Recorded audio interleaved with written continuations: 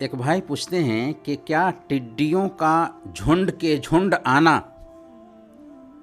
اور کھیت کو خراب کرنا یہ اللہ کا عذاب ہو سکتا ہے، اور کیا ان ٹڈیوں کو کھانا جائز ہے؟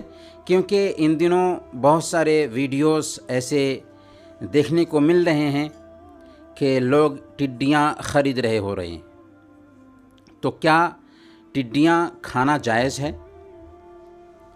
دیکھیں، یہ بات صحیح ہے کہ اللہ تعالیٰ نے ٹڈیوں کو فرعونیوں پر جو مختلف عذاب اتارا ان میں سے ایک یہ ٹڈیاں بھی تھیں جنہیں اللہ تعالیٰ نے عذاب کے طور پر اتارا تھا۔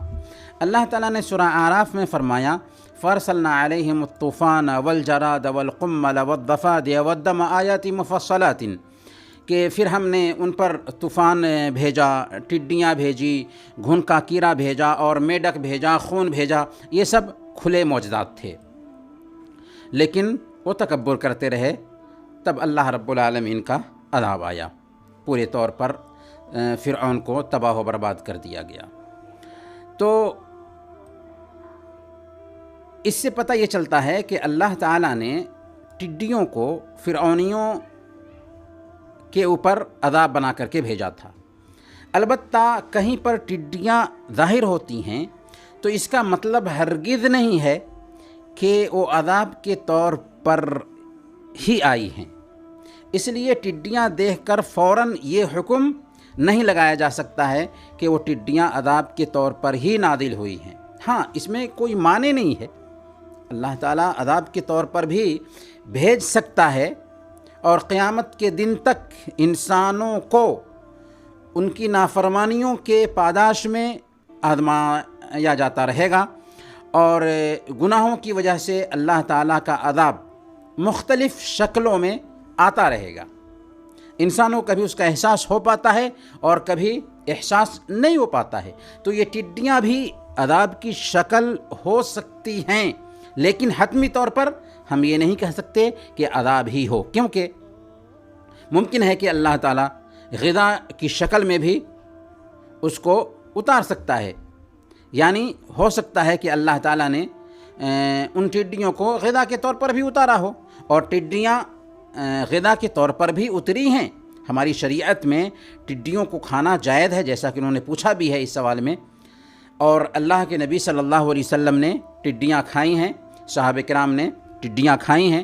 صحیح مسلم کی روایت ہے، حضرت عبداللہ بن ابی اوفا رضی اللہ تعالیٰ عنہ بیان فرماتے ہیں کہ غزونا مع رسول اللہ صلی اللہ علیہ وسلم 7 غزوات نأکل الجراد، کہ ہم نے اللہ کے نبی صلی اللہ علیہ وسلم کے ساتھ 7 غزوات کیے جن میں ہماری غذا ٹڈیاں ہی ہوتی تھیں۔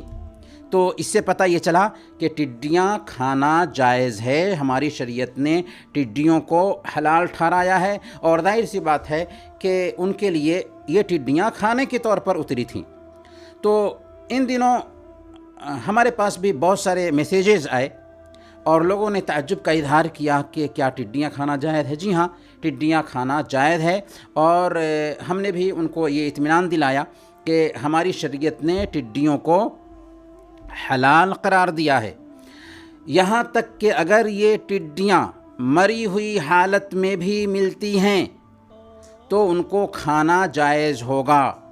سنن ابن ماجہ کی روایت ہے، اللہ کے نبی صلی اللہ علیہ وسلم نے ارشاد فرمایا احلت لنا میتتان و دمان فاما المیتتان فالحوت والجراد واما الدمان فالکبد والطحال، کہ ہمارے لیے 2 مردار اور 2 خون حلال کیے گئے ہیں۔ 2 مردار کیا ہے؟ مچھلی اور ٹڈی ہے، اور 2 خون کلیجی اور تلی۔ تو گویا کہ ٹڈی اگر مری ہوئی حالت میں بھی ملتی ہے تو ہمارے لیے اس کو استعمال کرنا جائز ہے۔ خلاصہ یہ سمجھیں کہ ٹڈی کھانا جائز ہے، کھانا ضروری نہیں ہے، لیکن آپ کو چاہیے کہ آپ اسے حلال سمجھیں، اگر کوئی کھاتا ہے تو اسے غلط نہ سمجھیں۔ بطور مثال ہم بتانا چاہیں گے کہ اللہ کے نبی صلی اللہ علیہ وسلم کے دسترخوان پر ضب کھایا گیا، جس کو ہم سانڈا کہتے ہیں، کچھ لوگ اس کو گوہ کہتے ہیں، حالانکہ وہ گوہ نہیں ہے بلکہ سانڈا ہے، تو سانڈا کھایا گیا، ضب کھایا گیا، لیکن اللہ کے نبی صلی اللہ علیہ وسلم نے اس کو نہیں کھایا۔ صحیح بخاری اور مسلم کی روایت ہے، حضرت میمونہ رضی اللہ تعالی عنہا کے گھر میں اللہ کے رسول صلی اللہ علیہ وسلم کے دسترخوان پر ضب یعنی بھنا ہوا سانڈا کا گوشت پیش ہوا، تو اللہ کے رسول صلی اللہ علیہ وسلم نے اس میں سے نہیں کھایا، اس میں سے لے کر کے نہیں کھایا۔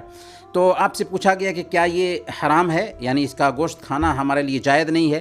تو آپ نے فرمایا کہ نہیں، وَلَكِنَّهُ لَمْ يَكُنْ بِأَرْضِ قَوْمِ فَأَجِدُنِي أُعَافُهُ، کہ اس کا کھانا تو حرام نہیں ہے، لیکن چونکہ یہ میرے ملک میں نہیں پایا جاتا ہے، اس لیے میری طبیعت گوارا نہیں کرتی ہے۔